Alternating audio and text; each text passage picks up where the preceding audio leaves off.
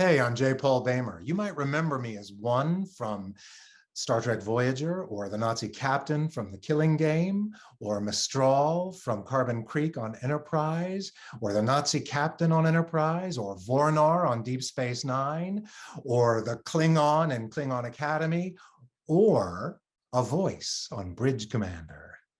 And right now, you're listening to Trek Untold.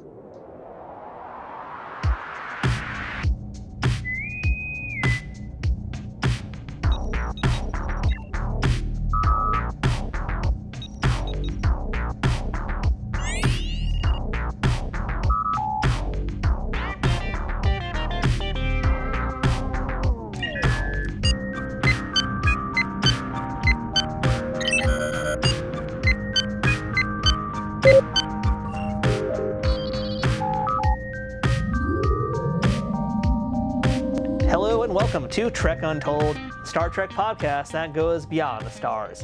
I'm your host, Matthew Kaplowitz. There's some one-off characters in the Star Trek universe that you'll never forget. From Gary Lockwood to Sarah Silverman, Joan Collins to Kelsey Grammer, Saul Rubinek to Famke Janssen, and many, many more. And I've been lucky enough to have a few of those performers on this show already, and I'm happy to add today another person to that list. Today's guest happened to play two parts that were quite notable, and arguably a few more over those many appearances that were no slouches either. And that actor is J. Paul Boehmer. You'd recognize J. Paul from his multiple roles in the Star Trek universe, including his work in several of the video games, including Klingon Academy and Bridge Commander. In the franchise proper, he first appeared as a Nazi officer in the Voyager two-parter from Season 4, The Killing Game, and then one season later in the episode Drone as the Borg named One. He then headed on to DS9 for their final season episode, Tacking Into The Wind as a Cardassian officer, and then finished his run on Enterprise in the Season 3 finale and Season 4 premiere, Zero Hour, and Stormfront, and this time, once again, playing a Nazi officer. But right before that final Nazi role, he was in one other very excellent episode of Enterprise, and that would be Carbon Creek from Season 2. There, he played the Vulcan named Mistral, and really, it's easily one of the best episodes of Enterprise, bar none. And a big part of that was J. Paul's work as this alien trying to find his way home, or perhaps trying to find a new home.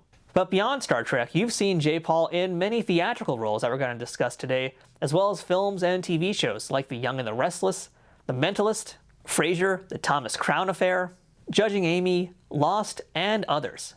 And more recently in the world of sci-fi, on the Orville as a few different aliens that we will discuss towards the end of this interview. J. Paul had some very hefty roles in Star Trek, and aside from the very peculiar and unique fact that he is a two-time Star Trek Nazi, his time in the franchise was definitely unforgettable. We have some absolutely untold tales, and it was undoubtedly one of my favorite conversations I had while making this current season. I'm privileged to now introduce J. Paul Boehmer to Trek Untold, and I hope you enjoy this excellent conversation with him. But before we begin this week's episode, I want to remind you to follow Trek Untold on Twitter, Facebook, and Instagram at Trek Untold, all one word. You can get show updates, check out some fun memes, and let me know what you think about what's going on with the current events in the Star Trek universe. You can also support this show directly on Patreon at patreon.com/TrekUntold, where you can support this show for as little as $2 a month. At higher tiers, you can listen to the shows before they come out, know about my guests well in advance, and even have a chance to ask them questions, get transcripts of these episodes to make sure you get all the info, and more benefits coming soon, including watch parties and live streams. But that's all dependent on more fans like you coming over and letting me know you want to be a part of events like that.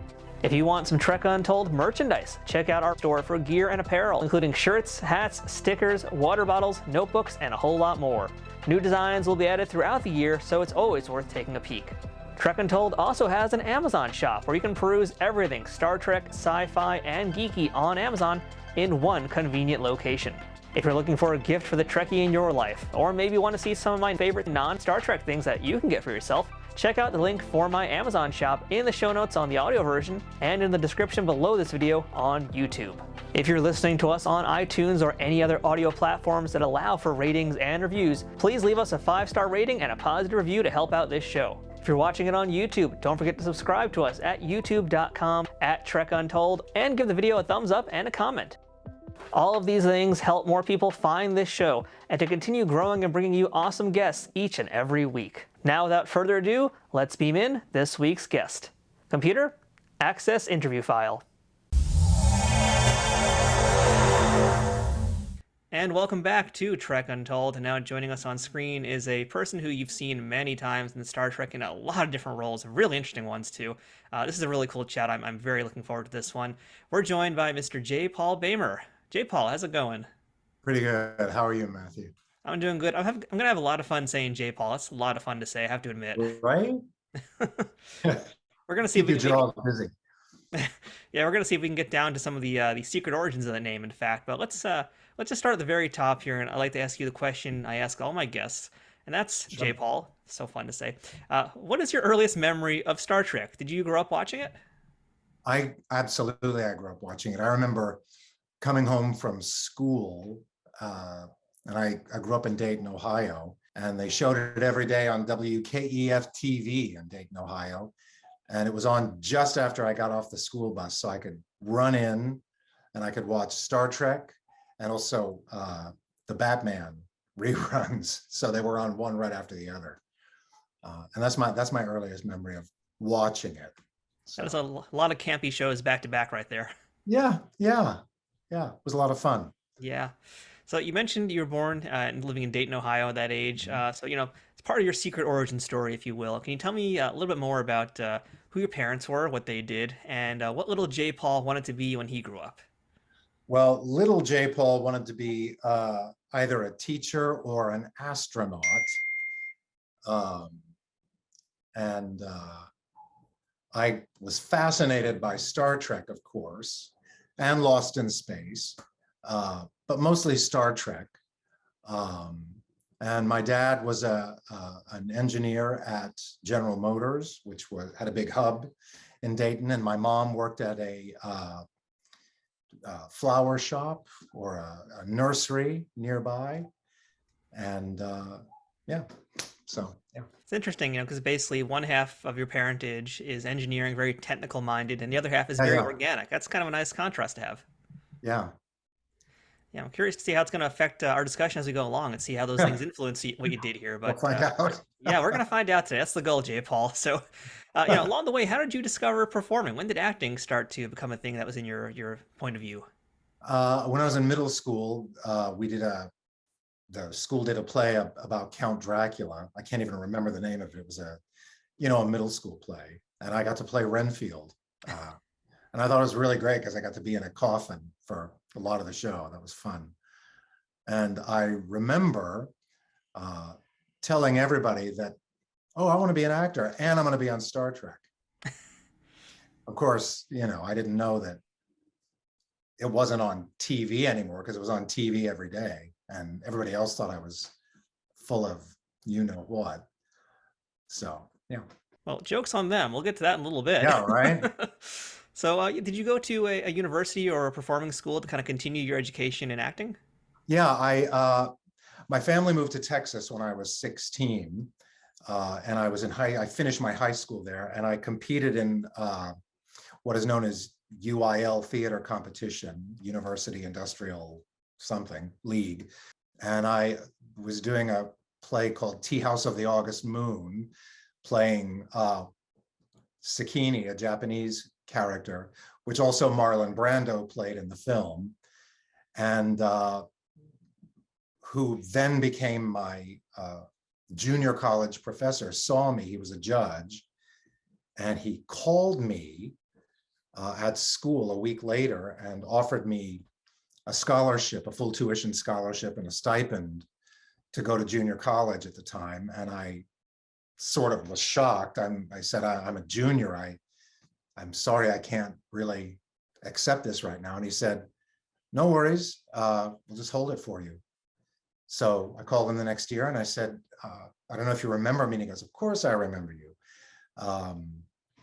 And he said, and the offer still stands. So I graduated high school and I went right to a place called Kilgore Junior College in East Texas. Kilgore is famous for the oil strike that happened in the late 20s, early 30s, and also for Van Cliburn, who won I think the Tchaikovsky competition in Russia. He actually secreted himself into Russia to compete, and he won. And I was able to, right after junior college, I was part of the first season of what then became the Texas Shakespeare Festival, run by the college and my professor. And then I went to Southern Methodist University and finished my undergraduate training there. Took a year off, worked in Dallas, and then I got my master's degree at the University of Delaware. So how does J. Paul go from Texas to Hollywood? I well, I went from Delaware to New York and started working pretty much nonstop regionally in theater. And Are you doing, like, when you mentioned that, were you doing off Broadway in New York, or you just mean like you're kind of touring nationally in the East Coast touring area? nationally, doing regional theaters. I worked in Cleveland at the Great Lakes Theater Festival. I worked in Dallas. I played Hamlet at the Dallas Shakespeare Festival. All over the place, really. And I had done a play in New York off Broadway on 42nd Street that a friend of mine wrote called Haplet, Prince of Brooklyn, which was sort of a take on this theater company doing Death of a Salesman and then Hamlet. And then the artistic director of the theater says, this is crazy, we're not going to do this. What we're going to do is we're going to throw them all together, put them in one play. And so it was a really raucous comedy. And so we did that off Broadway. And I had gone out for more regional theater. And about a year later, my friend called me and he said, we're going to do this play in LA, in West Hollywood, at, the Globe Theater. I can't even remember what street it's on. And he said, you want to come? And I said, yeah, why not? So I came out thinking I'm never staying in LA. I'm going to go back to New York. We did the play. It got some great reviews. And while I was here, I was house sitting for someone who was out shooting a movie. And my agent in New York at the time said, I've got a play for you if you want to audition. It's a Dion Boucicault play who was very famous in the 19th century. And it's called the Chakran. And it starts in Seattle and then it moves to Boston. And you'll have a month in between.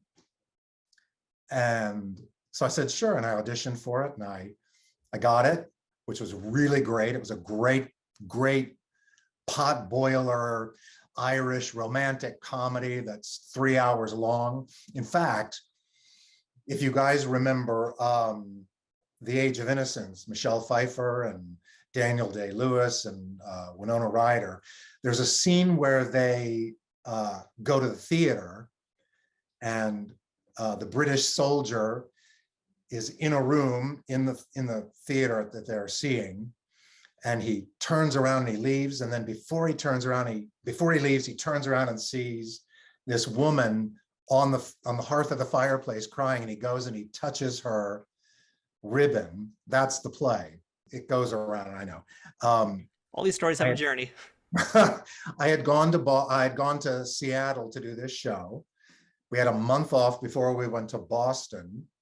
And in that month, my agent called and he said, I've got something for you, which you're going to thank me for.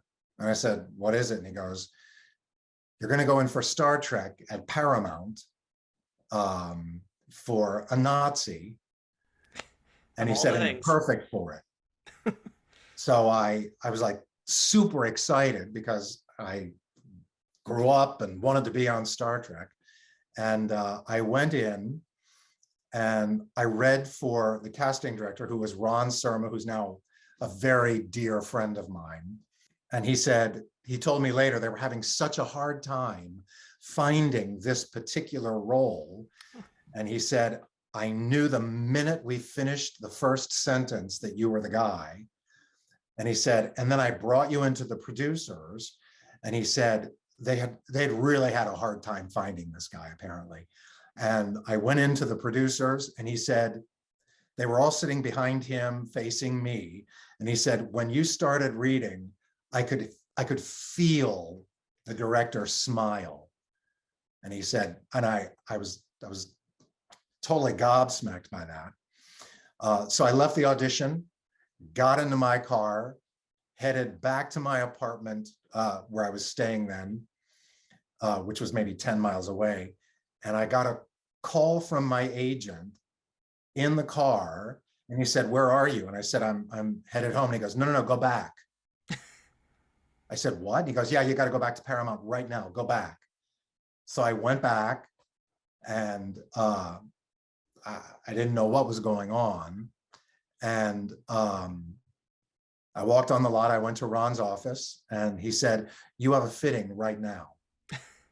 So I went and had the fitting, and I started shooting the first episode that like 2 days later. And I think that episode was I only had 1 day of work. And then the next episode was much bigger. Yeah, I'll ask a few more questions about those in a little bit. Sure. But yeah, I mean, that's kind of interesting that basically it's Star Trek that put you in Hollywood and kept you there. That's pretty amazing. Yeah. And I also find it is a little bit humorous just to think that, by the way, it's like someone said, "Hey, you're perfect to play this Aryan soldier." That's got to be a weird thing. It's like, you got the gig, but also this. Yeah. And I do want to ask you about a few other TV roles you had before Sure, we do get into the Trek stuff. But I want to just press you a little bit on the play you were talking about, because I got to hear more about Hamlet and Death of a Salesman and how you guys combine that. That is like how does that work out? I need to hear about this. If you remember anything about that. Well, it's been a long time.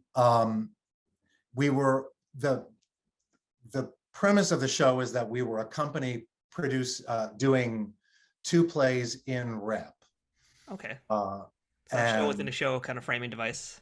Yeah. Okay. And we started the Death of a Salesman. It's really been a long time, but the Death of a Salesman piece we started, and the artistic director goes, no.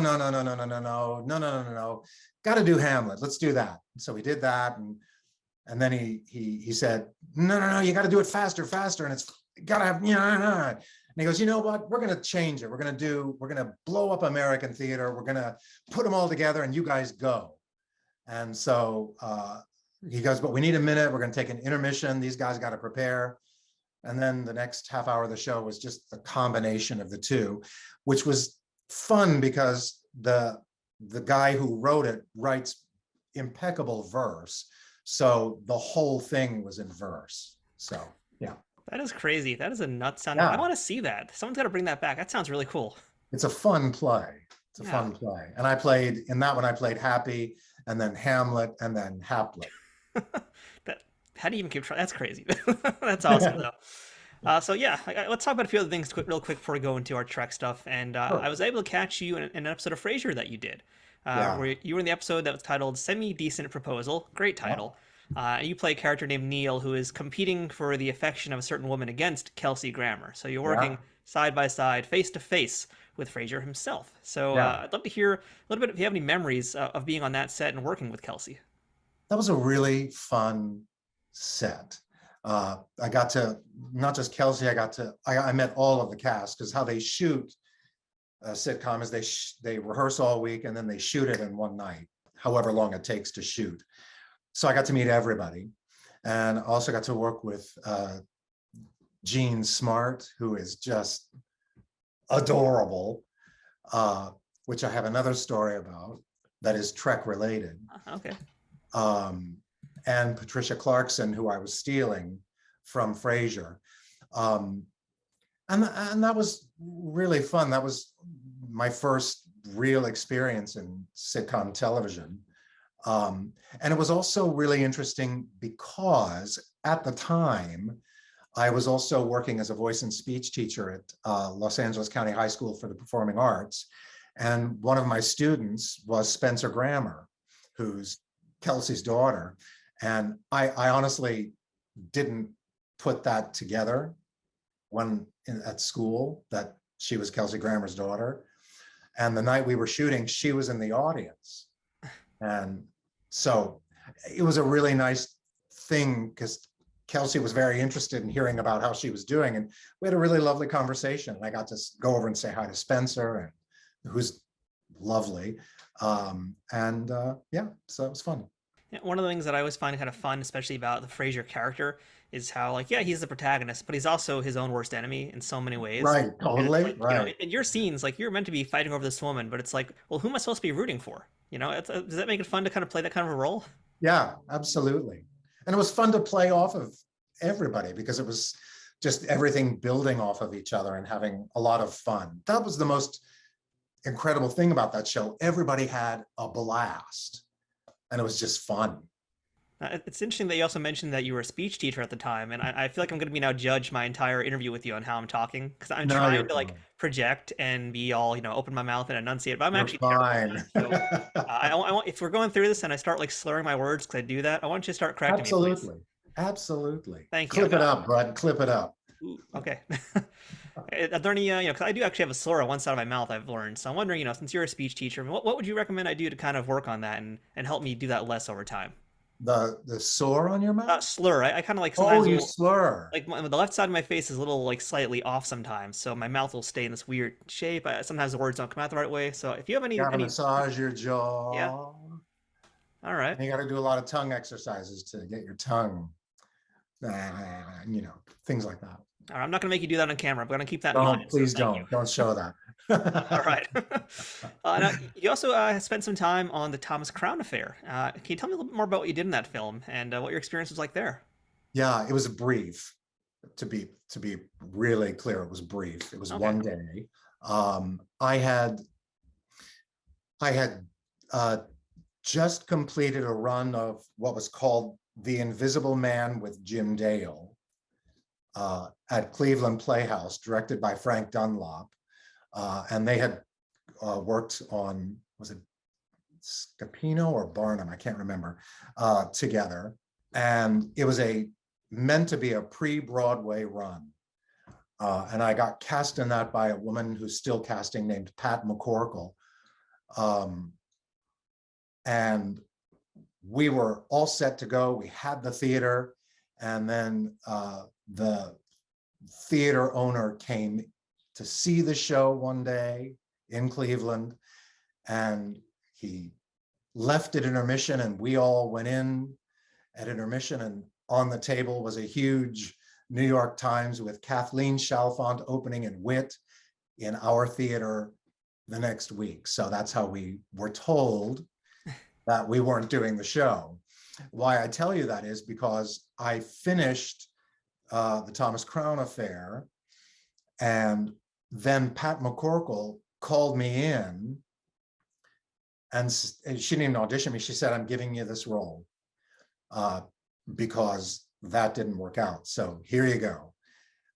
And I just finished, and I was in New York for about 2 weeks doing other auditions. And so 2 days later, I got on a company bus that they'd hired, and we drove to Yonkers, where they built a set that was supposed to be the Met, and that's where we shot it. And it was really quick. It was a long day. It was a whole day for that one scene. And I worked with Dennis Leary, and I got to see Renee Russo. She was there, but she had finished, and Pierce Brosnan was not on set that day. So, but it was fun. It was a lot of fun. It was my first experience being in a big movie, and that's a totally different thing, because I think that was maybe you've seen the movie. It's a long scene, but that chunk of it, maybe 5 minutes of it was what we shot, and that was all that day. So it's just a lot of wait and go. Yeah. And in TV, you shoot 10, 12 pages a day. And a movie, they just shoot a page and a half, maybe. At that time, who knows what they're doing now? So. Well, I found something else that was kind of interesting on your resume, because now we're talking, TV stuff and also the differences Right. between a movie. But you also had a nice recurring character run on Young and the Restless for a bit. You were Dr.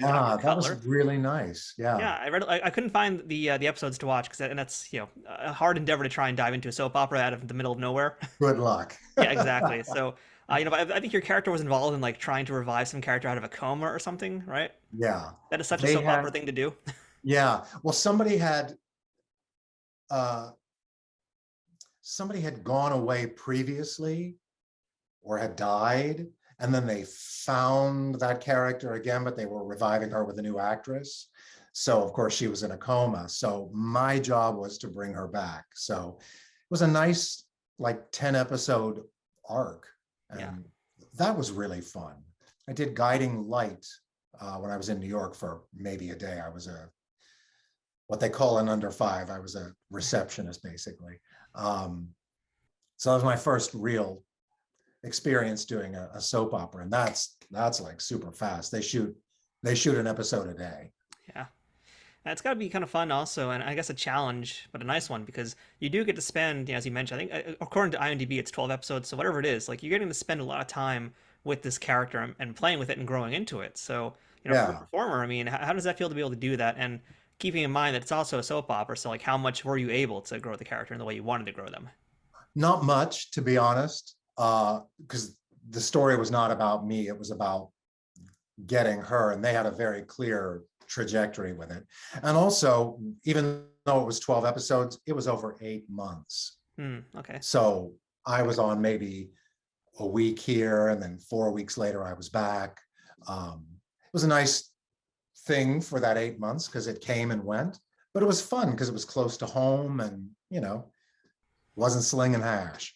All right, well, let's take a step back and let's go back to that very first Voyager role now, and that was in the two-parter called The Killing Game, which is a really great two-parter. And so we already mentioned you are a Nazi captain, and I'm actually going to tie this together to your very last Star Trek role as well, because you came back again as another Nazi character, which is, I don't know if it's a feather in your hat or not. It's such a weird thing to be brought back to be a Nazi twice, but there you go. That's J. Paul Boehmer right there. But absolutely. Yeah, it's a pretty interesting episode, though. I don't know if you were maybe at the time watching any Star Treks or not, but what did you think of the concept of this episode? It's a pretty unique one for a Star Trek show. I thought it was incredible because it kind of blew everything wide open about the what did they call it? The holodeck. Here I am, stupid. The holodeck. Thank you. It blew open that whole holodeck thing, and it sort of made everybody vulnerable, which was really exciting. And it was also just fun to be part of something that really, I think they were trying to explode that show open with that particular episode. And it just was really fun. It was a fun episode. Did you guys film that like in the Paramount set? Like, where was that filmed exactly? Was that outside somewhere, a different location? All of the inside stuff was shot at Paramount. All of the outside location shots, the street shots, those were shot at Universal Studios on their back lot. Okay.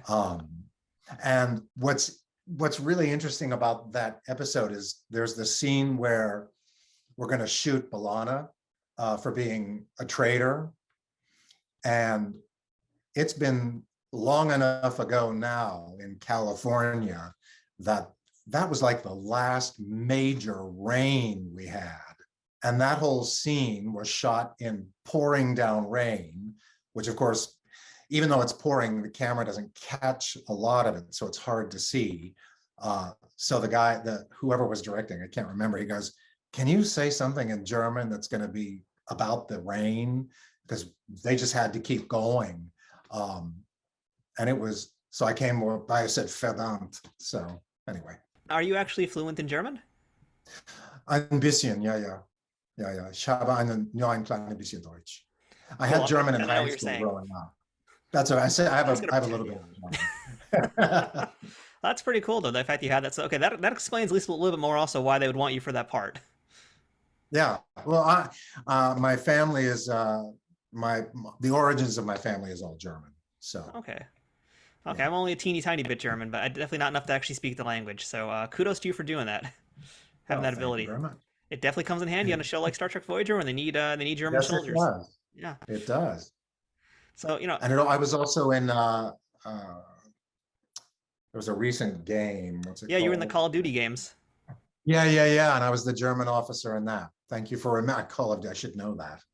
Gotta know your COD. Yeah, you were in Call of Duty. I mean, so I guess just being able to actually fluently speak the German and speak it convincingly, that is a big part of becoming a Nazi. Yeah. pretty much. Yeah. Which I apologize, I just can't get over the fact that you were Nazi twice in Star Trek. It's such a weird, fun little thing. As odd as it is to say, it's so bizarre, but it's true. It's cool. It was really, I'm really lucky. A lot of it's just luck, Yeah. you know. Um, and Ron cast me in that too. Ron Surma cast me in the Enterprise thing as well. So just luck, and he kept bringing me in for those kinds of things.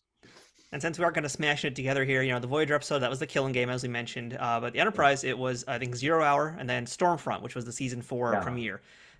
So, let's keep talking a little bit more about Voyager, though, just because, you got to have a little fight scene with Robert Duncan McNeil. That must have been cool, right? So how much that is you? How much that was the doubles?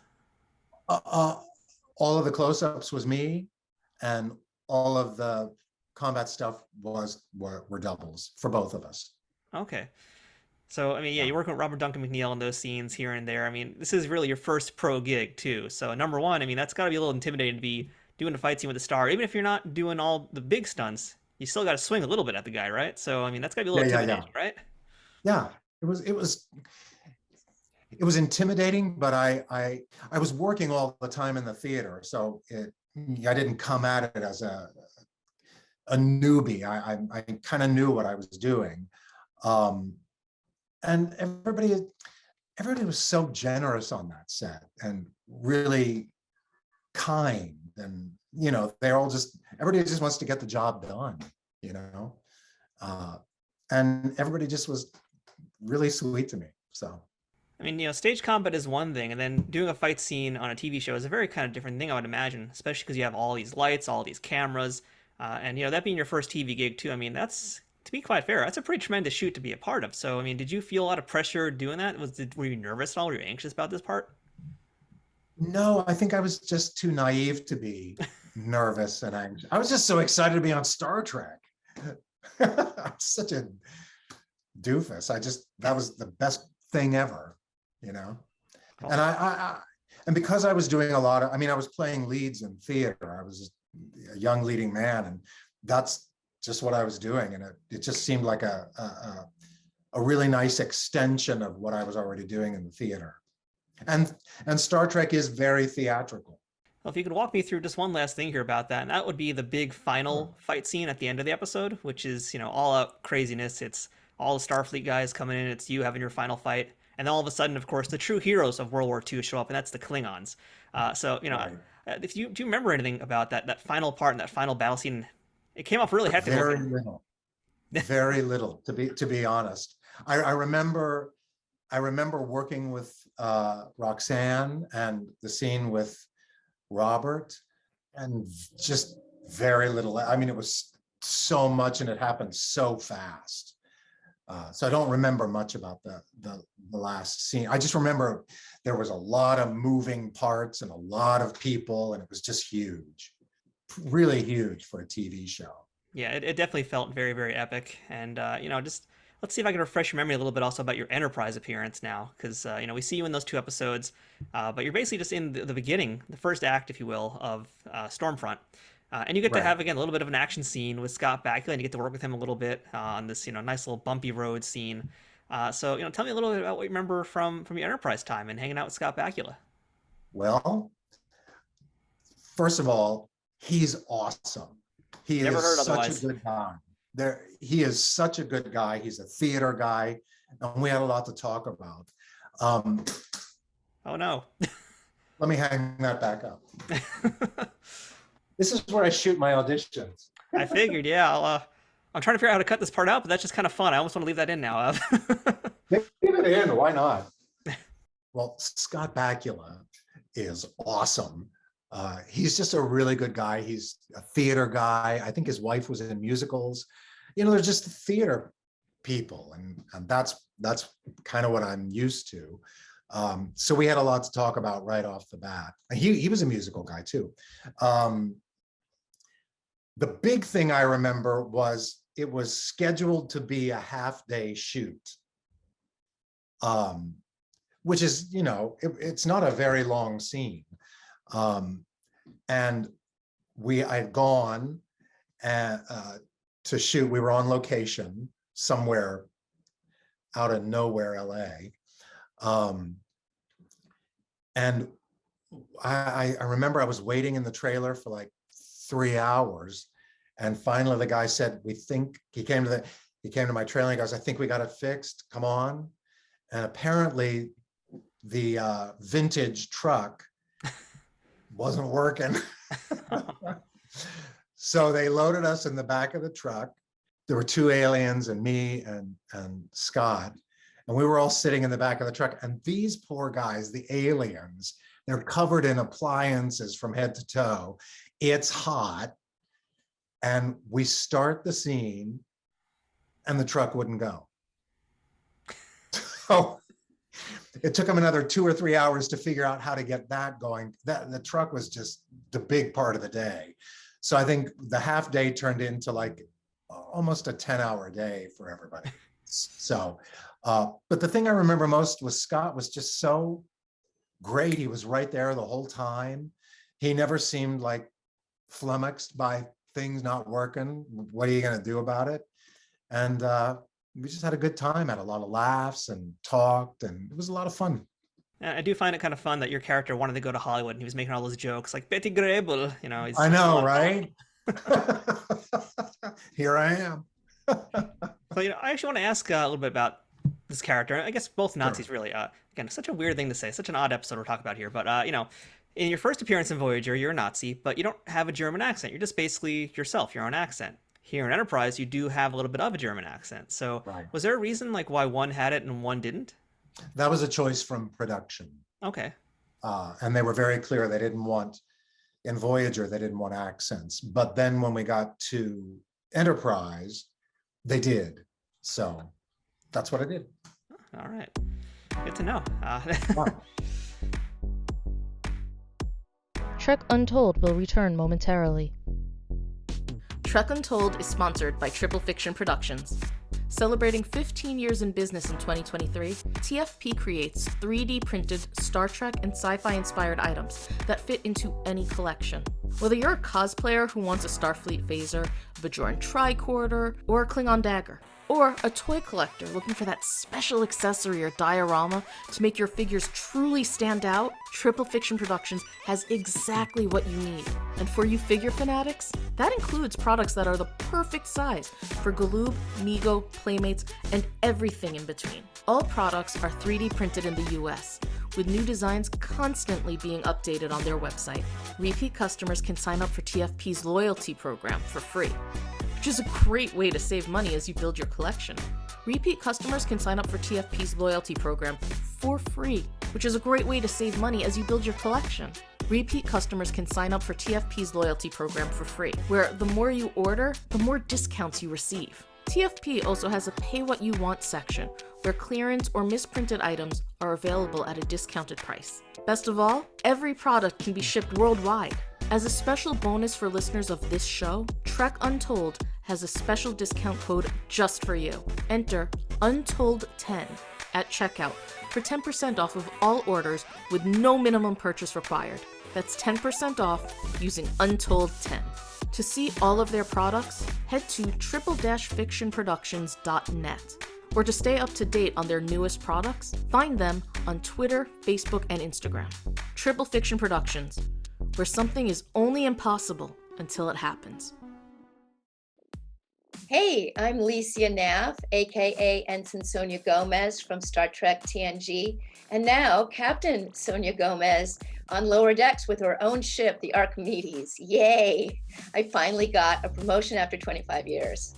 So anyway, I'm here to talk about drivebydogooders.org. It's a little charity I run where we go to the outskirts of Skid Row, and from our car windows, we hand out basic human essentials like water, wipes, Coldstream cheese, socks, tarps, masks, t-shirts, things to keep people warm. So we just think that everyone deserves clean water, some protein, and a way to clean themselves, especially during Corona.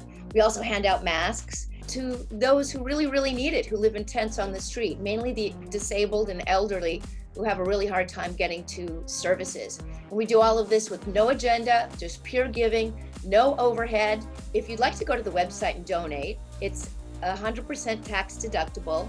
And if you click on the donate button, you can go right to the $35 option and pick a signed autograph picture of either the Star Trek The Next Generation or Lower Decks, or Total Recall, where I played the three-breasted mutant hooker on Mars, and that's the X-rated version. Put in the comments section your address and anything you'd like me to write, and I'll personally inscribe it and mail it off to you immediately. And again, that's drivebydogooders.org. Captain Sonia Gomez signing off. Hey everyone, Matthew from Trek Untold here, and I want to tell you about a big Star Trek event happening in May in New York City. Trek Long Island is kicking off in Hauppauge, Long Island for the weekend of May 20th and 21st. This is a show for fans, made by fans. They've got celebrities, scientists, podcasters, and so much more jam-packed in 2 days of out-of-this-world fun. Trek Long Island has a phenomenal guest list, including some rare gems that scarcely do public appearances. They have guests from Star Trek Discovery, like the amazing Doug Jones, Oded Fehr, and David Ajala. Star Trek Picard's Avon Evagora and Isa Briones, Strange New Worlds' Bruce Horak, and many more from modern Trek shows. But don't worry, they've also got guests from the original series movies and episodes, such as Robin Curtis and Barbara Luna, as well as J.G. Hertzler from DS9. Plus, a host of behind-the-scenes contributors will be appearing virtually, including Michael Westmore, Doug Drexler, the Okudas, and an in-person appearance by composer and sound designer Alan Howarth. There's going to be panels with Star Trek authors and historians, scientists breaking down the science of Star Trek, visual effects artists explaining how the magic gets made, and so much more, in addition to panels from fans like you. Trek Long Island has something for everyone, and that includes all ages, as there will be children's entertainment and activities, and evening cabarets and late-night comedy for the adults. This event is going to be 2 Trek-filled days you do not want to miss. So prepare your away team for May 20th and May 21st for New York's best new fan-run Trek convention, Trek Long Island. Check out treklongisland.com for more details on how to pick up tickets and attend. Trek Long Island, boldly going and going kindly. All right, so J. Paul, we're moving on now from our Voyager and our Nazi time, if you will. We're going to move on from that part here. And by the way, I'm going to keep tally because I noticed, our Nazi captain, as we mentioned, he doesn't make it out of this episode in Voyager because the Klingons come and they give him the Klingon goodbye. And likewise, we can presume that the Nazi in Enterprise also didn't make it out of there alive. I remember that I got killed in that episode. Okay. So for a fact, both these guys are out. Let's see if we can tally up of how many survivors you get here. So let's go back to Voyager, though, because your next appearance was 1 season later in the episode Drone, where you played the Borg named One. So, to be fair, I got to admit, too, it's kind of rare, I think, where guest actors get brought back that quickly. That's a pretty quick turnaround to come back again. So how did that happen? It's really quick. I think it was it the second episode that's one of the earlier ones in season 5. Yeah. And it was literally, I think, 6 months after I shot Killing Game. And when I went in, Ron said, "I'm bringing you in because Brian Fuller wanted you to be seen for this." Brian wrote the episode. Along with somebody else, I think, but he was the main guy. And I said, "Are they going to even take me seriously for this?" And he said, "Yeah, it's no problem because you're going to be in full appliances, head to toe. Nobody's going to know who you are." Of course, everybody knew who I was from Killing. People who were fans of the show figured it out really quickly. But I think it was a really lucky stroke that I got brought in for it, and really lucky that I actually got it. And hey, I know that Nazi, he's a Borg now. That sounds pretty fun. Yeah, right. Totally different characters, though. Totally a different mindset completely for each character. Yeah. I want to explore that mindset a little bit. I think that kind of begins with the makeup process because, this is a Borg character, but a pretty unique Borg also because he's one part Starfleet technology, one part this futuristic holo emitter. It's that's all the technobabble, but he's a pretty unique kind of Borg. And let's just first talk about that makeup process because that makeup looked like that was tough to deal with. That was a lot to go on. Yeah. Well, first of all, it wasn't just the makeup because the outfit was a totally new. Bob Blackman designed a totally new concept outfit for this character. And I had to go and have a whole body cast made, including my head. So I went to someplace out in the valley, and I think I stood for an hour and a half or 2 hours while they wrapped my body in gauze with plaster on it, about that thick. And I had my hands up out on the side on 2 posts, slightly bent, with my legs spread, because they did my whole body. And then they also did my face and head. And that took about 2 hours, and they cut me out. And then they took that and they filled that with plaster and took that off. And then they built the outfit out of neoprene, which doesn't breathe at all. And I recall that the outfit, everything was covered in neoprene and up to my neck. And then the makeup, I can't remember which eye, maybe this one. I can't remember. I think so, yeah. This eye and this cheek had appliances on it. And then the cowl came down over to my nose. And then, so the only part of my face that you could see that was real was like that. And everything, that's the only part of me that was out. Wow. So that was that part, just getting that set. The cowl itself, they had, I think, in 4 or 5 pieces. So there was a piece that went like this, and then there was a piece that did this, and then they even had a piece that, I think it changed my chin a bit, I can't remember. And then they had to paint it each day. Partly because I was covered so fully, the sweat would destroy the latex. So they had to redo it every day.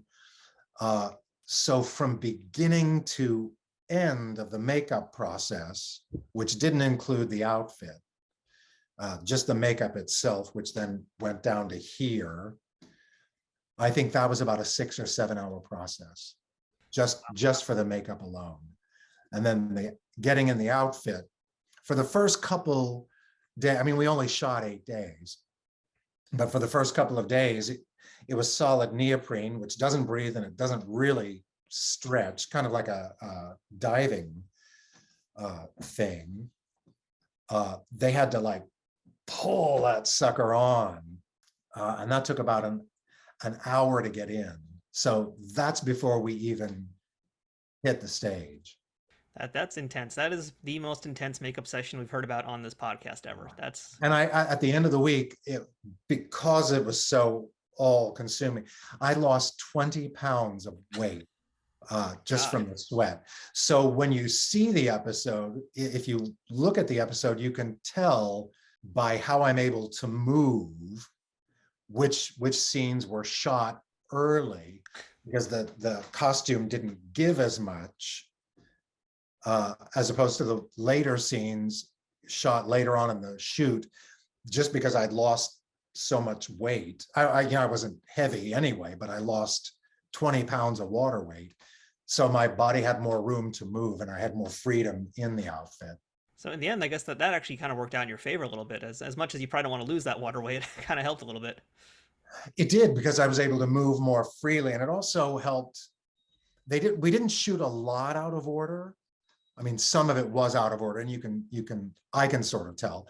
But because the costume and I, by virtue of having lost that weight, was able to have more freedom. It also helped kind of the arc of the character, who became more confident and more free as the episode went along.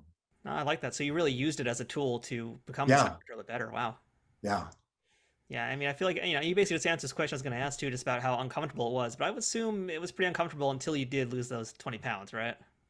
It wasn't so much uncomfortable because it was made for my body. It Okay. was specifically made for my body.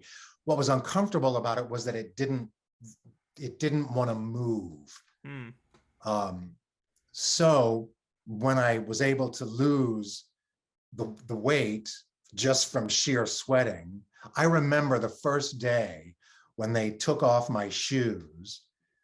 The guy took off the shoes and he had a bucket there and he dumped the shoe with water, just sweat that had poured out from that day. And I drank and drank and drank and drank because, you don't want to lose that much. So, I mean, yeah, I got to ask because, you got to stay hydrated. They don't want you to pass out. They don't want you to get anything worse happening to you. But yeah. I also would imagine going to the bathroom ain't going to happen that easily. So, Well, I got to tell you, you haven't asked, but I'm going to tell you how Jerry Ryan was. She is so sweet. And the first day I was on the set, she came up to me and she put her hands on my shoulders and she said, no matter what they tell you, they don't want to stop because it takes too much time. If you have to pee, stop, get out of it and pee. Do it. I'll back you up. And she was just the sweetest, dearest lady to me, just the sweetest. yeah, you guys had an excellent rapport on screen also, because I guess, we'll jump around a little bit this character because there's a lot Sure. to dissect here with one. But, basically, this can be almost a two-part question, because basically the character of one that you're playing is almost like an infant trying to learn his way. And Jerry Yeah. Ryan, at 7 to 9, she becomes a very maternal character, which is a little unusual for her still at this point in the series. Yeah. So, I'd like to hear what it was like to work with her and especially work alongside her in this very, very fascinating character study. She was just, first of all, she's so sweet and genuine. There's nothing fake about her. She's just lovely. And she really took on, I mean, telling me that on the first, she really took on being a mama to me. We just got along smashingly. In fact, I had gone back to shoot a Deep Space Nine the following year, I think, I can't remember. And I went to knock on her door to say hi. And she goes, who is it? And I said, it's J. Paul. And I heard her scream and she threw open the door and just gave me a big hug. And she said, it's so good to see you. So we got along smashingly. She was just divine. Everybody was divine on that show. And they, of course, remembered me from the Nazi episode. And most of them came to me and said, it's really good to have you back. So that was nice. Yeah, and it must be nice too to actually just be on the bridge this time and see this actual Star Trek set because you didn't really get to do that previously. So now you're actually, here's a kid growing up wanting to be on Star Trek. You're now on the bridge. What was that like for you? Well, my first day showing up for makeup, I was one of the first people because I had the longest makeup process. And I think my memory's spotty, but I want to say my call was 4 o'clock in the morning, maybe 3, so I could hit set by 10. And I showed up and it was very dark, of course. And one of the production assistants met me and he said, do you want a coffee or anything? I said, yeah, I got a coffee. And he goes, so go in there and on stage, there's a crafty service thing there. You can go and get your coffee or I can get it for you. And I said, no, I'll get it. So I was the only one on stage at that time of day. And I got to go to the Voyager bridge set. And I sat in the captain's chair and I got to say engage. That was fun. I gotta tell you, I'm getting the goosebumps just hearing you talk about it because I can tell this is like a moment you really, really love. Totally. In fact, I joined Instagram. I'm not really on it very much, but I've mainly been able to reconnect with a lot of people in my past. And someone from middle school reminded me, you said you were going to be on Star Trek and we all thought you were full of shit. Sorry. And she said, you know what? You did it. You did it. So that's nice. it's like it really was a dream come true. That and playing Hamlet, I got to do it all. So Really did, yeah. I mean, yeah. that's such a cool memory to have. So, I'd like to hear about, this is, I'd imagine the very first time you did any kind of prosthetics to this level. I think that's a fair assessment to say, right? Yeah, first time ever. Yeah. So, first time you see yourself in the mirror, what do you think? Does a character click with you all of a sudden? Are you just like, wow, and you just become a fanboy in that moment? What's the process for you mentally at that point? Um, the makeup helps, the costume helped the most. But I had a really, I had a really strong connection with that character. That, to me, that character was like very clear,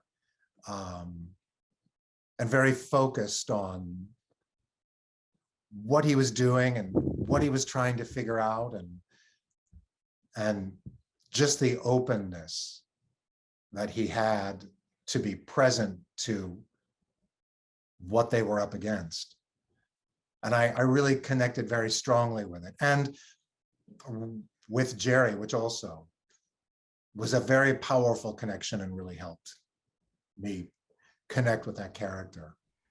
Yeah, I mean, you do excellent work in this episode. I mean, it's a Thank you. wonderful episode, great storytelling, and especially just again that relationship between Seven of Nine and One. I mean, it feels very real, and it's again, it's such a weird thing to say. I'm going to say it a lot because we're talking Star Trek, but in particular, it's the relationship between a Borg who's now become a mother to another Borg. I mean, that's what a unique thing to have. Yeah. And And a Borg who's a real baby, yeah, and a that's kind real of interesting about him too, babe in the because woods. comparing him to, like, let's say, I don't know if you know the character Hugh from The Next Of Generation. course I do, yeah. Okay, yeah. So, and Jonathan Del Arco's, iteration of that character, it's a little bit different because he's pre-existing Borg. He's been out there. He kind of knows the rules of being a Borg, and he has to almost unlearn that.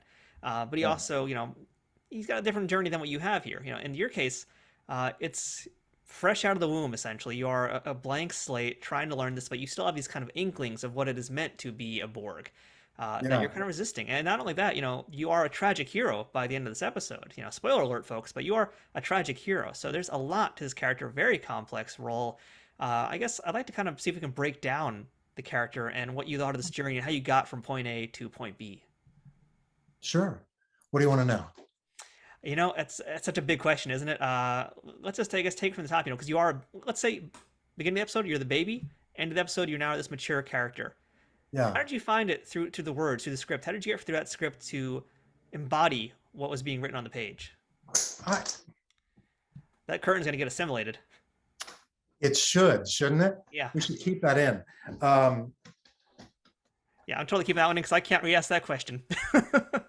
Anybody who's on the audio version is going to have no idea what's happening, but J. Paul's curtain just fell down. It's curtains for you, J. Paul. Oh, man. Curtains for me. So the thing about that episode is that, first of all, it's a really, I think, it's a really well-written episode, and it's very clear about the lesson it's trying to give Seven of Nine and who she is and what she is and where her place is. By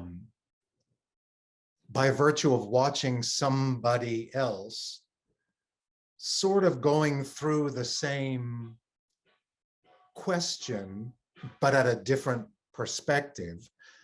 And the thing for me that seemed really clear about the episode was that all along there were these signposts of transition that one was going through. The biggest, of course, being the connection that Neelix and Seven hooked him up to, that was kind of like a big awakening for him, to kind of get where he fit, who he was, and what was going on in the world that they're in. And that to me, that the writing in that show was very clear at each juncture where he progressed, and he, like Seven of Nine, was always questioning in that episode, and for her generally, I think, throughout the series, what his place was and where he fit and what was possible next. And I really like your take on it. I like that observation as well about Seven and kind of just mirroring that journey essentially. So yeah, just compliments to you because that was a job well done. I mean, the script was amazing, and what you did with it too, you really brought it to life in such a really refreshing way. Thanks. So let's jump into Deep Space Nine now, because that was your next role following this. And this time around, you're a Cardassian named Vornar. So I would imagine walking out of being one and going into this and being a Cardassian, you're just like, a few hours in makeup chair, pff, no big deal, right? Well, how was that for you? Absolutely. Pretty similar. They put me in, it was a stock uniform, so it wasn't specifically made for me, but it was a bit bigger, and that was easier to move in. Again, that was a very brief episode for me, because I think it was only a half-page scene. But I had met Casey previously, and Casey, as well as Roxanne and I, all had worked at Arena Stage in Washington, D.C. I had played Septimus in Arcadia right after it had closed in New York. So we were the first regional production. So we all knew a lot of the same people.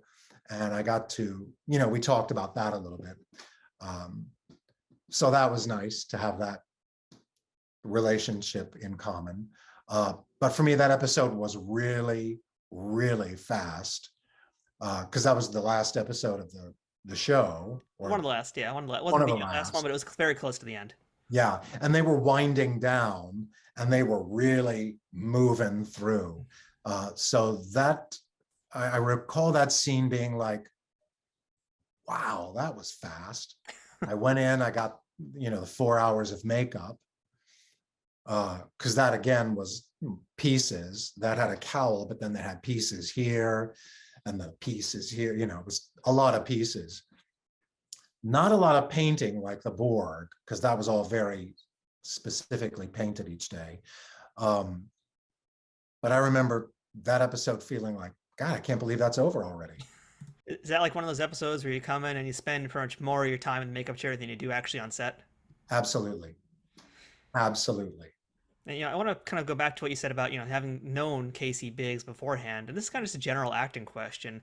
When you, let's say you already have an actual rapport with the actor who's playing this part that you're in front of, does that help you perform better, do you think? Do you perform, or maybe not better, I don't want to say better, but do you perform differently when you actually already know this person and you feel, there's less of a barrier between you two? I think that helps. Yeah, I think that helps a lot. And that's why when you're in the theater, you don't, TV and film, that's a very specific thing. You go, you shoot, you're done. But in theater, you have a table read, you start rehearsing.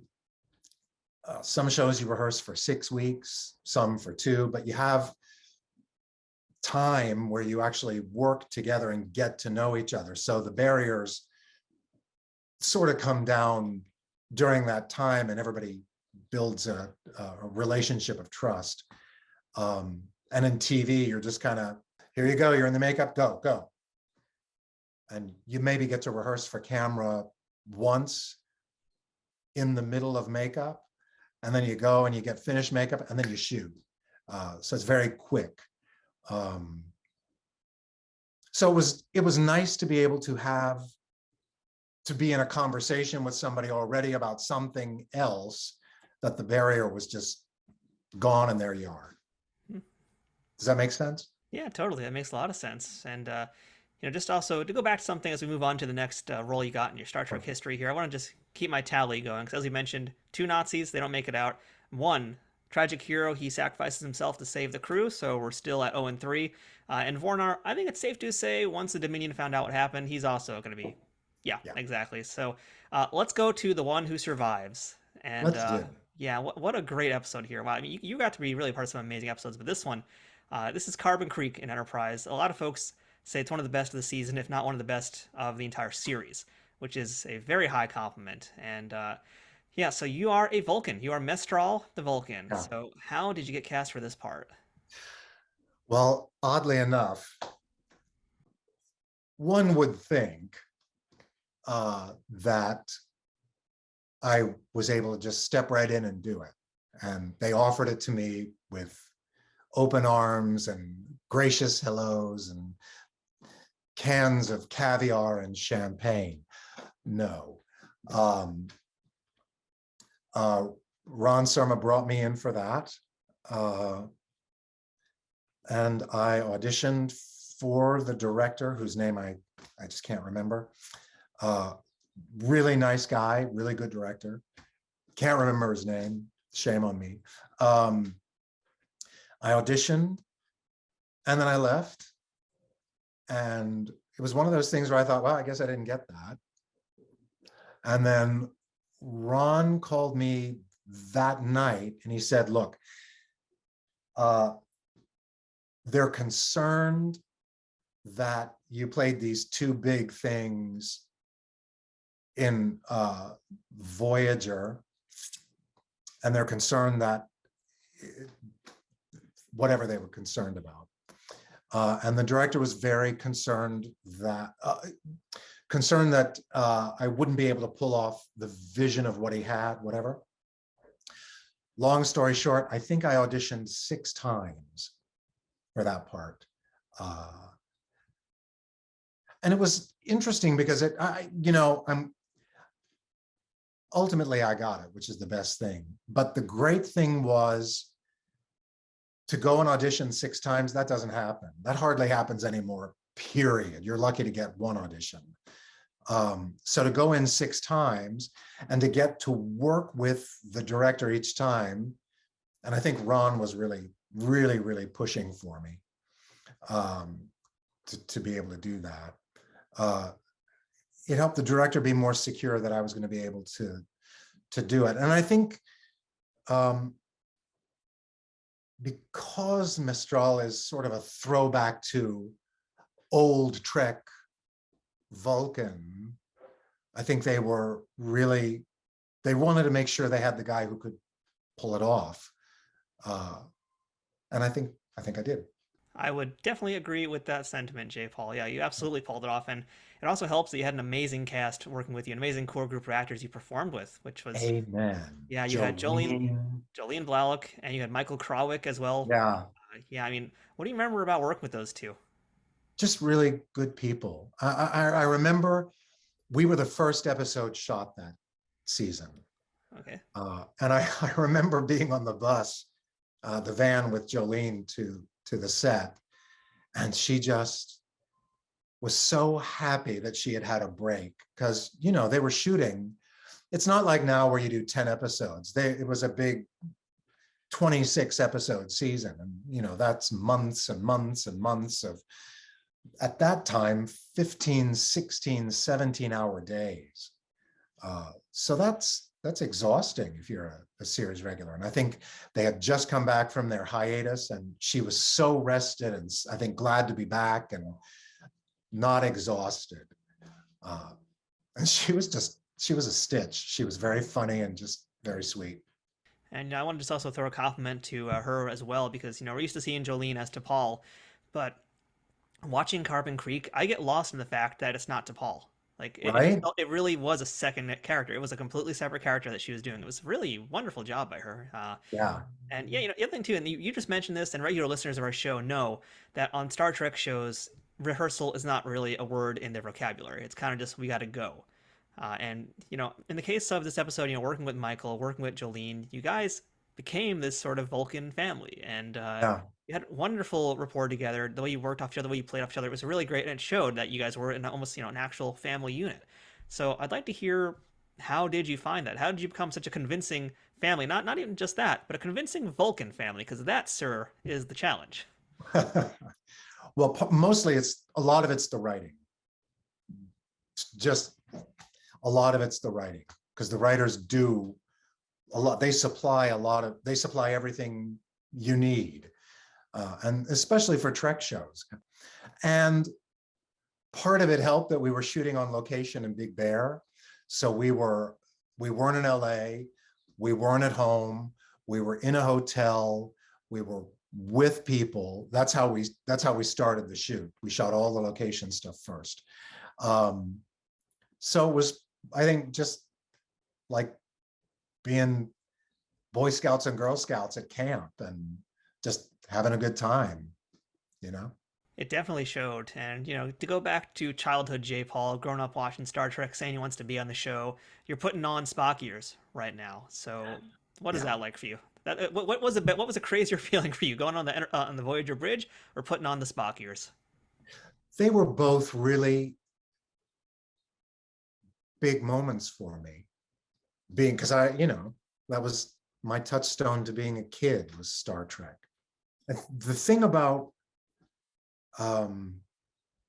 Mistral was, when I got the part, Michael Westmore wanted to have an ear fitting, which that's an odd thing to say. We want to have an ear fitting. So I drove to Paramount, and I went to the makeup studio in Paramount and met with Michael, and we sat down and we talked a little bit, and he goes, all right, I want to try these on. And he pulled out, I think there were 4 sets of ears. And I think they just wanted to do an ear test with me because I was such a prominent character that it's not like you're shooting a background, you're shooting someone who's going to be close up all the time. And they wanted to make sure they had the proper ear fit so that it wouldn't make you crash your car if you were driving,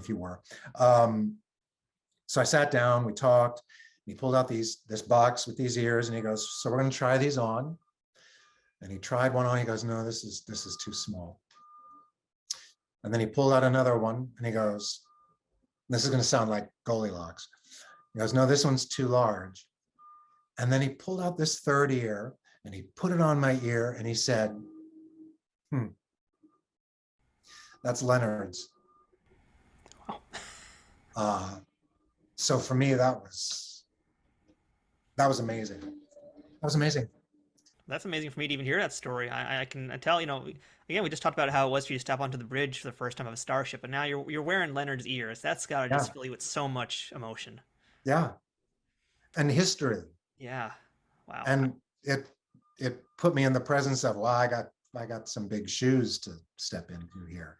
You can't repeat or copy what he supplied. Nobody can do that, but it was a big, I got to step up. You certainly did. And, normally when I talk to people who have played the Vulcans, I ask, what is it like to have to be an actor who's emoting without emoting because you're a Vulcan? But in your case, interestingly enough, the fact that you played one almost kind of gave you a little bit of, I guess, almost a warm-up to becoming the Vulcan. Yeah. So I guess, on that note, I'd like to hear, how did you learn to be this Vulcan? And I will also add to it, Mistral is kind of interesting, and this is just, now we're going to get nerdy here, but my headcanon is almost like maybe he's an ancestor of a Romulan or something, because Romulans are a little bit more emotional. But that's an aside. But for your character, though, I mean, it felt like he was becoming more human as you went on in a lot of ways. He was more open to the emotions. So I would, again, another big question about the performing here, but what is the journey of Mistral, going from Vulcan to now almost becoming a human? I always felt like that character was always kind of outside of everybody else, looking in, because yes, he's a Vulcan, and yes, he's logical, but he was also curious and wanting to know more than just what the logic of the thing was, just wanting to know what was possible outside of everything, and just open to taking in information and not standing on the side of logic and keeping a distance. I think he was I think that character just wanted to participate. Does that make sense? Yeah, and I also want to mention too, because we haven't mentioned one of your other guest actors in this episode, which is Ann Cusack. Yeah. And you got to spend a lot of time with her, and also Mistral was quite curious about her, and even got to get a little smooch. So let's talk about her. How was it what was it like to work with Ann? We had a great time, and we got along really well. We've stayed in touch somewhat. Life moves on, of course, and it's been, God, I can't even remember. That was At least 20 years ago, right? almost 20 years ago. Yeah. And we've stayed in touch intermittently. We just had a great time. And I remember she and I and, the kid who played her son, what's his name? He did Pumpkin. He did a movie, Pumpkin. Anyway. Good movie also. Yeah. He's a terrific kid. Adult male now. He's not a kid anymore. I remember we were all sitting in the pool, and Anne turned to me and she goes, "Man, this is the life. This is the moment. This is it. That's all we got."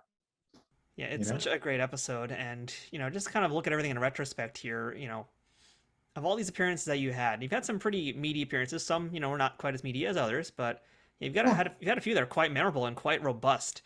So I guess let's start this question this way first. Did you watch yourself in these episodes when they first aired? I did watch Killing Game and Drone because those were my first big TV things, and you want to watch. I didn't see Carbon. Did I see Carbon Creek right away? I was still doing a lot of regional theater. Basically, what that means is when the shows were on, if I was working, I couldn't see them because I was on stage. Right. But the first two I remember seeing. Yeah. So of all your roles then, I don't necessarily want to ask what your favorite is, because that's a little bit of a blasé question, although I do want to know that. But I guess if not your favorite, what was the most meaningful character to you? What's the one that stuck with you this long? There are two, and it's one and Mistral. Both of those really.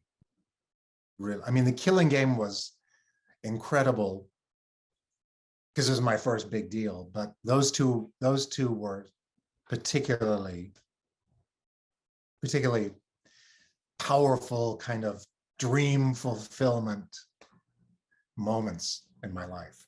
And you did use the word connection earlier, I believe, with one, in fact. So, I'd like to know, what parts of you did you put in one and in Mistral? Where's J. Paul Boehmer hiding in these characters?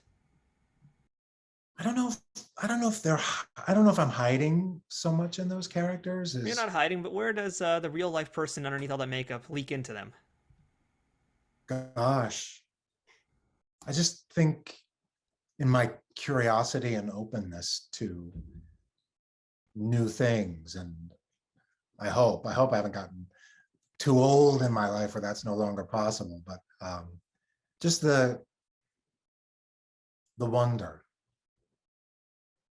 because that's the thing that I think both of those characters had, is an incredible sense of wonder at life. Good answer. Yeah, and since you're a theater person, I can quote Six and say that you're the one who survived. Mistral is the one who survived. He is the survivor. We're Six, blah blah blah. But anyway, besides that those were your television Star Trek appearances. But your time in Trek did not end there, because you came back. Oh yes, you did. You came back as a Klingon. You got to wear the Klingon makeup in the Klingon Academy game. Wow, which is like. Yeah. I knew a little bit about it, but I did actually go in and watch the cinematics on YouTube to try and find you and see what was going on. And they got some heavy hitters to reprise their roles in this a video game for PC of all things. You got David Warner, Christopher Plummer. I know you didn't get to work with them face to face. Maybe you got to spend the time with them on set, perhaps. But let's talk about Melkor here. The makeup, what you did, what it was like to do this kind of a really weird, unique Star Trek role. That again was super fast, because that was like boom, boom, boom. And I remember the makeup was really fun.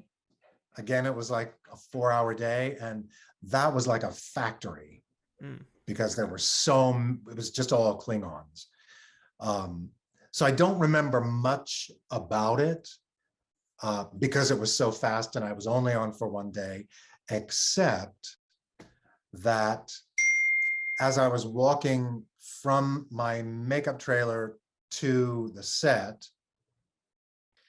Christopher Plummer was coming out. We almost bumped into each other, and he got the biggest grin on his face, and he said, "Hey, I'm Chris." And I said, "Hey, I'm J. Paul." And he goes, nice to meet you. That was my meeting with, I can't remember his name in Undiscovered Country right now, but I grew up with him as Captain Von Trapp. So Yes. that was my meeting with Captain Von Trapp. That's some royalty right there. That's some Hollywood royalty. Yeah. That's amazing. Yeah. And you did a few voices in the Star Trek Bridge Commander game, which I don't know if you're gonna remember any of that, but I imagine that's even faster paced. I don't remember any of that. Yeah, that is like a real footnote. But I mean, you have done some VO here and there. So, as a guy who's done theater, who's done TV, who's done film, and has done VO, what's your preference to your role? I mean, what do you prefer to do if you had a choice of just one of those things? Gosh, I just want to work. Yeah. That's the truth. I just want to work. I do a lot of VO. I record a lot of books on tape. And I have a home studio where I record. I'm recording right now. Not right now, but through the day I record, which is nice. The great thing about doing voiceover right now, in particular in our world, is that for the past 2 years, it's something that I've been able to actually work because it's stayed operative, and especially because I was at home working. So that was a very lucky stroke. I mean, it's thanks to the horribleness that is the pandemic that this podcast exists. So I can very much sympathize with that sentiment. Right? Yeah. Congratulations. Well, thank you for that. And, we have one other, I think, big sci-fi franchise to talk about with your career, J. Paul, and that's the Orville, because you got to be on 3 episodes of that. And yeah, like you just must be like the Vitruvian man of makeup. You must have the perfect face and body for it, because on the Orville, they stuck you in all sorts of crazy prosthetics and makeup, because you got to be a Navarian. There's another Krill character as well. These are no slouches when it comes to sitting in the makeup chair, but it is 20 years later than what you did on Star Trek. So what's changed? That's incredible that you bring that up, because it is 20 years later and the technology for doing it has increased wildly. I think for the Navarian ambassador, that was maybe 2.5, 3 hours. Really? That's it? Mm-hmm. Wow. And the Krill, that was a slightly different thing. And it wasn't because of the makeup. It was because they had a makeup crew on the 2nd season, and then they had a different makeup crew for the first part of the 3rd season. I think that shifted. I don't know. But because that shift occurred, there was a learning curve that they were involved in. So that changed the experience from the 2nd to the 3rd season. So the makeup from the 3rd season was a bit longer. Well, we're talking about the application process to put it on your face, but I think probably the thing that's changed the most, you could correct me if I'm wrong, would be the amount of time to take it off safely. Has that been something you notice has changed? I want to say, I want to say yes, but a cautious one, because for one, they couldn't save anything. Oh, wow. What was that for Because Bill, or it was was that for all, the Navarian?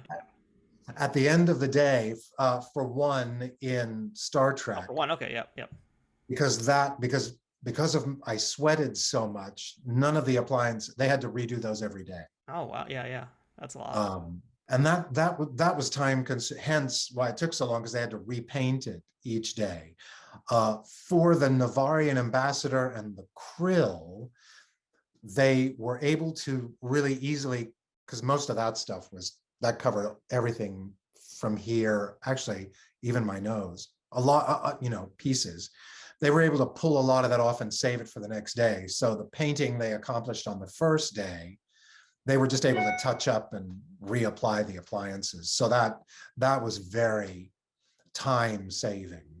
Now, I want to ask you a little bit too about working with Seth MacFarlane on the show and Adrian Pilecki, and we hear it so much, and so many Star Trek fans think that the Orville is kind of like the second coming of that era of Star Trek that you were in.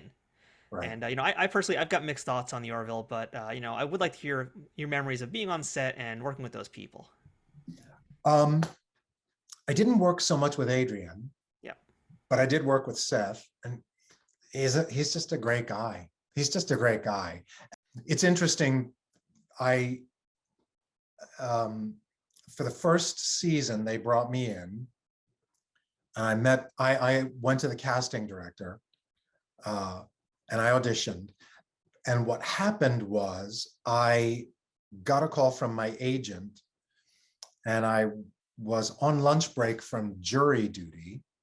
And he said, I got this audition for you. It's tomorrow.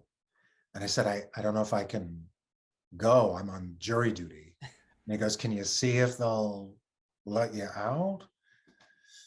So I went back after lunch and I went to the bailiff and I said, I'm wondering if I can ask the judge a favor, because I was an alternate. And he goes, let me check. So I went in and the judge was there and the two sides were there, and he was seeing people for requests. And he goes, so you want to go audition, huh? And I said, yeah, I'd like to audition. And he goes, why should I let you do this? And I said, because quite honestly, this case will be over in a week. I'm committed to doing it. I'm here. And I said, and I was very blunt with him. I said, I didn't want to be here. You knew that. I said, but in our meeting with the two lawyers and you, I said, it's very clear you're going to take me in. So let's do this. I'm all for it. And I said, I'll show up. And I was doing a play at the time. And the judge said, if I let you do this, what will this mean? And I think this was more instructional for the guy they were trying. I said, well, it's a very big guest star role. And it could possibly recur. So it would be life-changing for me. And he goes, all right, good luck. See you the next day. So he let me off for that day and I auditioned, and I didn't get that particular role. But I got to go meet Seth this time, and it was way out in Santa Monica, and I knew he was a fan of Star Trek. So I took one of my baseball cards of one, and I did the audition. And when I was finished, he goes, that was really good. And I said, thank you very much. And I said, I know you're a fan of Star Trek. And he goes, I am indeed. And I said, so I brought this for you. So I handed him the card and he goes, oh, wow, who's this guy? And I said, I was a Borg. I was 7 of 9's baby. And he goes, that's really cool. So this wasn't for the Navarian ambassador, but he kept bringing, I think I auditioned for 4 other episodes, and they kept bringing me in, which was really nice. And then I got the Navarian ambassador. Yeah. So he's just he's a good guy. He's very clear on what he's doing with the show and with what he's doing in the business as well. So he's a really smart guy. And it was fun. It was sort of like being on Star Trek, but not at all. Yeah, it is a quite different kind of show. And, even though Brandon Braga was also part of it. And I think that helped.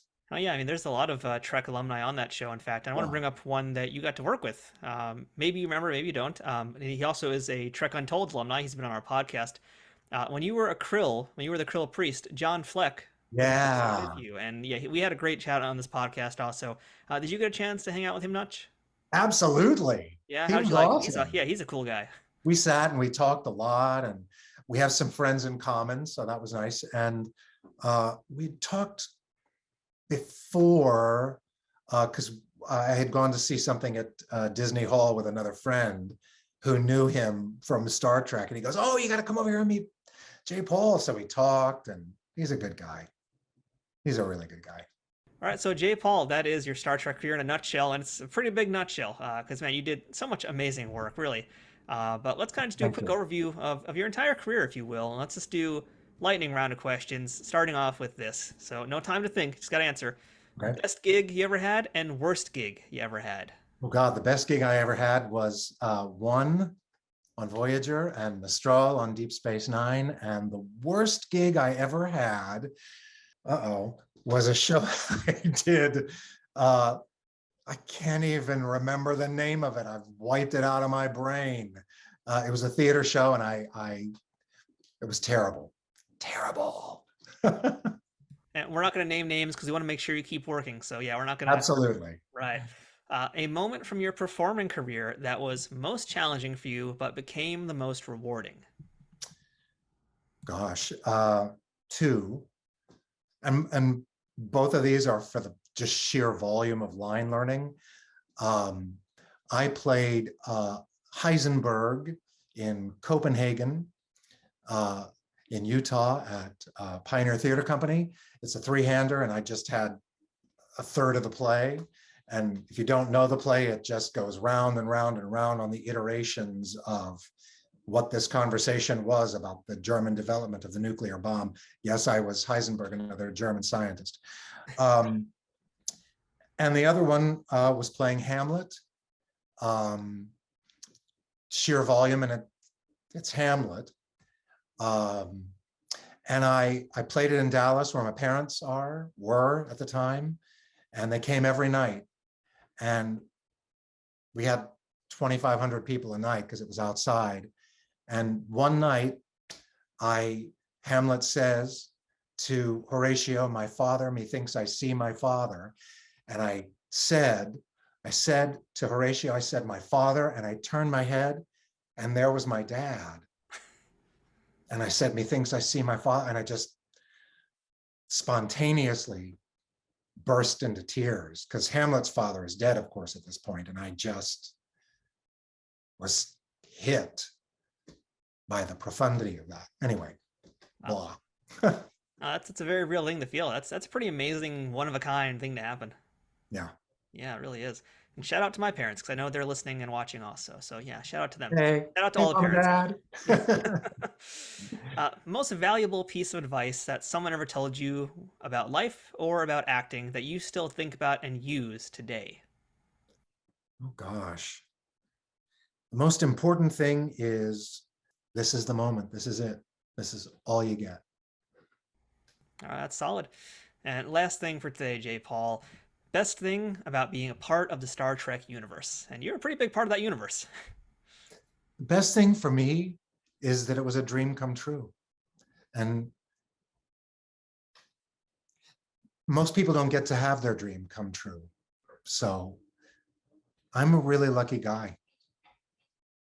I mean, I always love doing these shows when I can tell the guests that, the boyhood dream was realized. And yeah, you got to live that, which is such an amazing thing to experience. And really, your roles have left such an indelible mark on the Star Trek universe. I mean, people, they know they know that character, they know Mestral. People still talk about that character and what happened to him afterwards. You've done some truly amazing work, not just in Star Trek, but in everything else you've done. I wish I knew more about your theater work to even, pick your brain about that kind of stuff. But, it's been real wonderful to talk with you today. And thank you so much for being so generous with your stories and all your knowledge.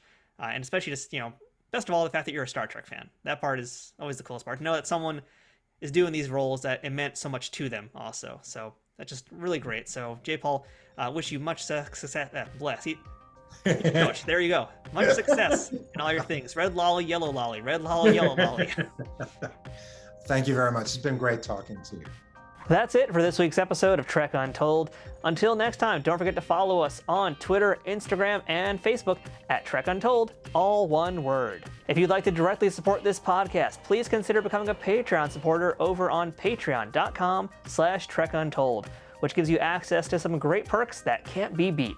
Or pick up some merchandise from our store, or use my Amazon shop link to check out all kinds of different Star Trek merchandise. Links for all these things are in the show notes. Shout out to Triple Fiction Productions for being a key sponsor of Trek Untold. Don't forget to check them out and all of the fine folks whose ads you've seen or heard on this podcast too. If you have any questions, feedback, or comments for the show, or would like to suggest a guest or discuss sponsorship options for any of these episodes in the future, send me a message at trekuntold@gmail.com. I hope to see you here again as we uncover more untold stories from Star Trek and beyond, and get to know even more amazing people who have contributed to this ever-expanding universe. Until next time, I'm Matthew Kaplowitz, and remember, fortune favors the bold. Trek Untold is sponsored by TrekSphere.com, promoting fan-produced Star Trek content in all forms, is powered by the RageWorks podcasting network, and is affiliated with Nerd News Today.